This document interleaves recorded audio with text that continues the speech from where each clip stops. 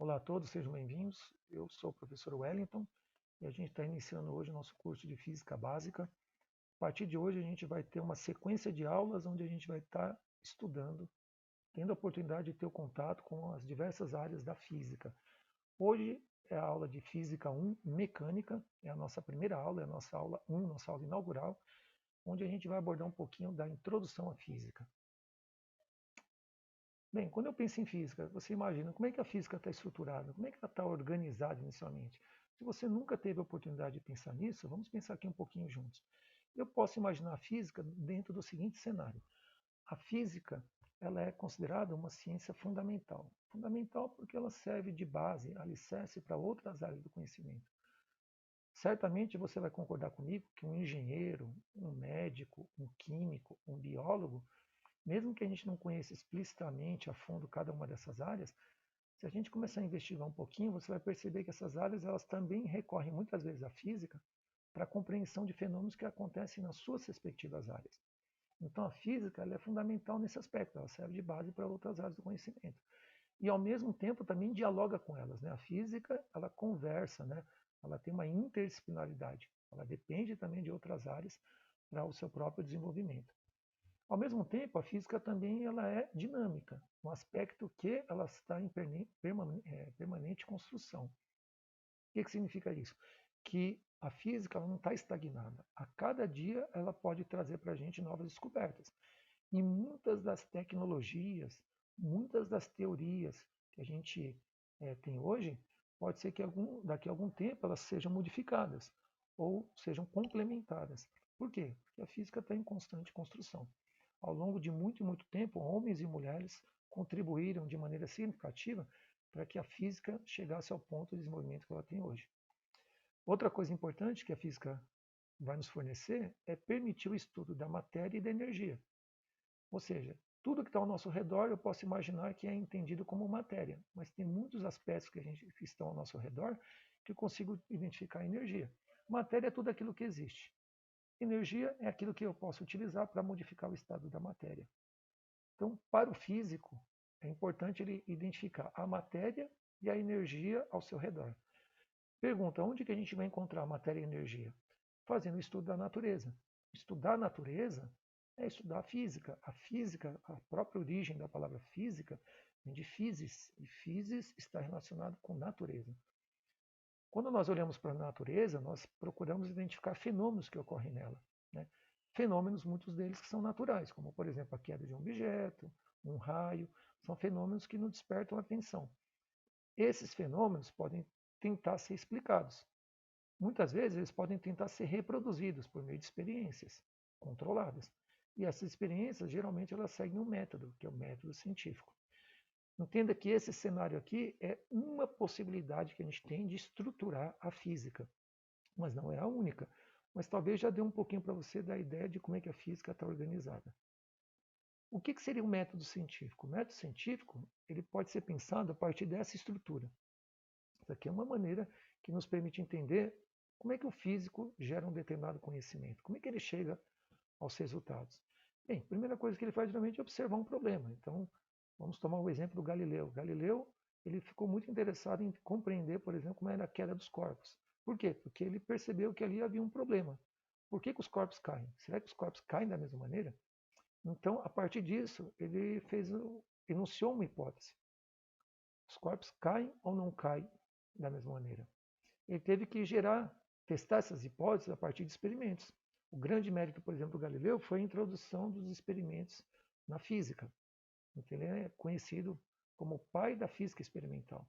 Ele trouxe experimentos, que foi uma grande inovação para a ciência, e a partir da utilização de experimentos, isso aí me permitiu verificar se aquela minha hipótese ela me trazia algum resultado. Bem, quando eu chego nesses resultados, eu posso pensar isso aqui de duas maneiras. Se a minha hipótese se confirmar, ela é verdadeira. E se ela é verdadeira, eu tenho que divulgar esse resultado. Uma vez que aquela hipótese minha não é verdadeira, ou seja, ela é falsa, ou ela é parcialmente verdadeira, eu posso recomeçar o meu processo a partir de uma nova hipótese. E aí, até que eu consiga chegar em algum resultado que me seja plausível. Perceba que esse conjunto de etapas que auxilia no estudo e no desenvolvimento da ciência, ele é importante por quê? Porque ele mostra que a gente não consegue gerar conhecimento do nada. A gente precisa ter etapas a serem seguidas que muitas vezes vão ajudar a chegar em alguma conclusão. Por exemplo, essa hipótese é verdadeira, isso aqui pode me gerar leis, pode me gerar teorias, pode me gerar conclusões que vão ampliar determinadas áreas do conhecimento. A física ela tem campos de estudo, né? Ela apresenta divisões. Então, por exemplo, uma maneira de a gente enxergar essas divisões é a partir desse quadro, desse cenário. Então, a física, por exemplo, ela tem uma parte dela que está destinada a estudar a mecânica. A mecânica está relacionada geralmente ao estudo dos movimentos. Mas a gente também pode estudar aspectos da termodinâmica, ou seja, aspectos ligados a calor, às máquinas térmicas, produção de trabalho. A gente também pode estudar aspectos relacionados ao eletromagnetismo, ou seja, eletricidade, magnetismo. Eu posso, por exemplo, também fazer estudo da ótica, ou seja, estudar a luz, os fenômenos ópticos. Eu posso também estudar aspectos relacionados às oscilações, às ondas e os fluidos. E eu também posso estudar aspectos de uma física mais atual, a chamada física moderna. Então, quando eu penso, por exemplo, em relatividade, física quântica, cosmologia, física de partículas, eu estou pensando na chamada física moderna, é uma física mais atual.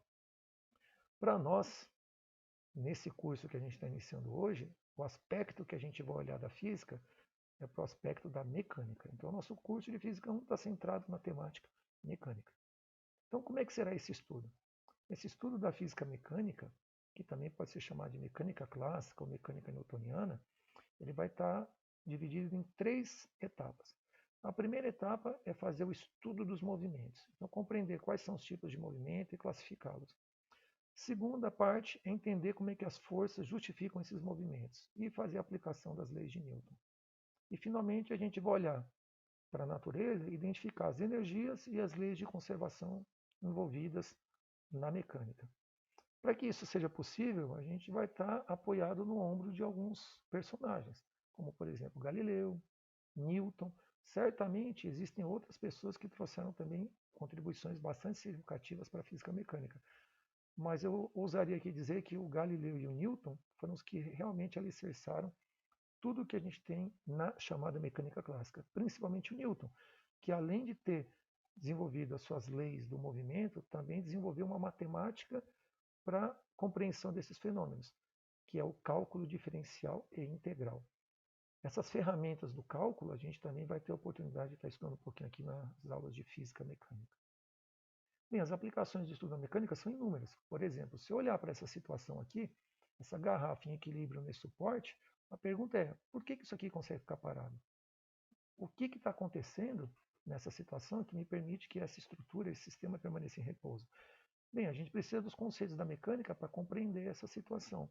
Assim como para compreender como é que é o funcionamento desse brinquedo, você já deve ter visto aqui sobre alguma mesa, você pega uma bolinha, levanta, solta ela. Quando essa bolinha vem e bate em uma, levanta uma do outro lado. É curioso o funcionamento disso aqui, né? E nem sempre a explicação é tão clara. Mas se a gente recorrer à mecânica, a gente consegue compreender o funcionamento disso. Existem sistemas mais complexos, por exemplo, de montanha-russa.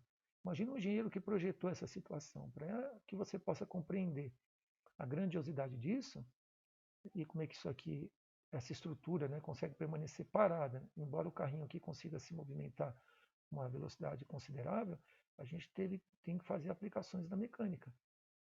E outra coisa que a gente também pode pensar é que hoje, em muitas indústrias, você faz uso de robôs, como esse aqui. Esse robô, por exemplo, ele foi programado para executar uma tarefa parecida com o que tem aqui do lado. Aqui eu poderia fazer isso aqui manualmente, aqui está fazendo isso aqui artificialmente. Esse robozinho, esse braço aqui, ele foi programado para executar o movimento dessas bolinhas. Para quem é da área de tecnologia, para quem é da área de engenharia, aqui você percebe que tem inúmeras aplicações, não só da mecânica, mas ela vai estar trabalhando em conjunto com outras áreas, como por exemplo a área de robótica, a área da programação, a área da elétrica, a área da eletrônica. Então, isso aqui, nós podemos dizer, para a física, daria inúmeras contribuições ao estudo do funcionamento desse braço. Outra coisa que é importante, para você poder acompanhar esse curso, eu recomendaria alguns livros textos de referência. Esses livros eles trazem um embasamento teórico, trazem também exercícios resolvidos e trazem também inúmeros exemplos que você pode estar acompanhando ou mesmo que você pode utilizar para compreender melhor as discussões que nós vamos fazer ao longo das nossas aulas. Vou recomendar aqui para vocês 3 obras. A primeira obra é Física 1, Mecânica, 14ª edição, do Sears Zimansky e da editora Pearson. Esse livro é muito utilizado aí pelos cursos de engenharia, curso de tecnologia, assim como esse outro livro também, O Princípio de Física 1, Seal e Dilt, Mecânica Clássica e Relatividade. É da editora Cengage. Isso aqui é a 5ª edição. Esse livro aqui, particularmente, você percebe que além da mecânica clássica, ele também já traz um pouquinho de física moderna. Ele traz um tópico aqui sobre relatividade. Para nós aqui, a nossa abordagem vai se limitar apenas ao estudo da mecânica clássica. A terceira obra é Fundamentos de Física, Halley de Resnick, 9ª edição, volume 1, da editora LTC. Talvez seja uma das obras mais usadas aí nos cursos de engenharia, já vem de longa data, e está sempre em atualização. Então, eu diria que qualquer uma dessas obras atende às expectativas do nosso curso. Outra coisa que eu gostaria de destacar é a questão do cálculo manual e da calculadora científica. Eu recomendaria ao longo das nossas aulas que sempre que fosse possível, você executasse cálculos manualmente. Isso desenvolve o seu raciocínio lógico, as habilidades com a álgebra, trigonometria, o cálculo, um pouquinho do cálculo que a gente vai aprender, o uso de vetores. Então, entenda que a calculadora ela é uma ferramenta extremamente importante, mas ela tem que ser entendida como uma ferramenta. A gente ganha tempo utilizando ela, mas o cálculo manual ele vai ser também fundamental para a compreensão da nossa disciplina. Eu diria o seguinte, se você pensa em uma calculadora científica, qualquer calculadora científica é bem-vinda. Vou te apresentar aqui 2 modelos da Casio. Aqui é a FX82MS e aqui é a FX991. O que muda de uma para outra, obviamente, é o valor, ou seja, o custo que você vai ter para comprar cada uma delas, mas também a quantidade de recursos. Tudo bem? Eu diria que essa daqui é uma calculadora que, embora seja básica, ela atende a tudo que a gente precisa. Embora essa daqui consiga desenvolver cálculos um pouquinho mais avançados, como, por exemplo, cálculo de vetores, sistemas de equações, resolução de equações, derivadas, integrais. Mas compreenda que qualquer calculadora é bem-vinda, mas o fundamental é você também saber desenvolver os cálculos manualmente. Lembre que a calculadora é uma ferramenta. Com isso, a gente chegou ao final da nossa aula 1, nossa aula de introdução. Espero que você tenha gostado. Aguardo você nas próximas aulas. Qualquer dúvida, reveja novamente um pouquinho essa introdução. Ok? Obrigado. Até a nossa próxima aula.